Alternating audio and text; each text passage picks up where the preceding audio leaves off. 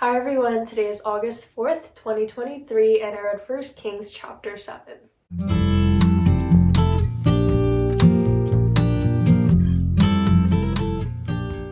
Today's chapter is all about Solomon building his palace, and similar to yesterday's journey, it goes in depth into all the details of how it was built. Now, scriptures like these, where it only shows you the detailed measurements of buildings or even things like genealogies, it's always super hard to have a clear takeaway from the word itself. So I went back and read through today's word a couple of times, and although I don't have one specific verse for a takeaway, I did realize one interesting thing about today's word in general. In previous books where the Israelites were building something like the tabernacle, it clearly showed that work was divided among different people. The word said that people had distinct roles, and what they made they would bring together and create something collectively. But if you notice, throughout the entire scripture for today, it only says that Solomon built or Solomon made. It does not mention any of the Israelites. It does not mention that it was a group project.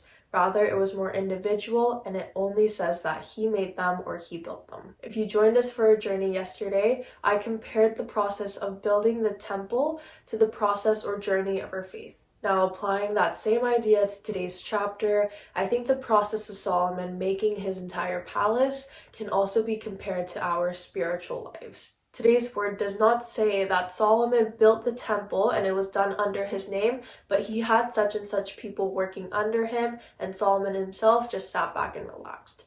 Instead, it says that Solomon, he himself was in action and built the entire thing. And like that, a lot of the times in our Christian lives, we say, I am a Christian, but we have all of these people that we simply rely on, such as our parents or friends, for example. We go to church for their sake, we go to church because our parents have always gone, or we go to church because our friends always go. But in reality, we're not the ones doing the practical work of having an individual relationship with God. So all that goes to say that I really hope that today's chapter gives us a second to reflect back on our faith life and the attitude that we have going into it. Do you truly desire to have a one-on-one relationship with God and truly believe in the gospel for yourself? Or do you just play church, play Christianity, label yourself as a Christian, and sit back, relax, and watch others have faith? I know it's a heavy topic and it's not something that we think about on a day-to-day basis, but I really hope that today's scripture brought that part of our lives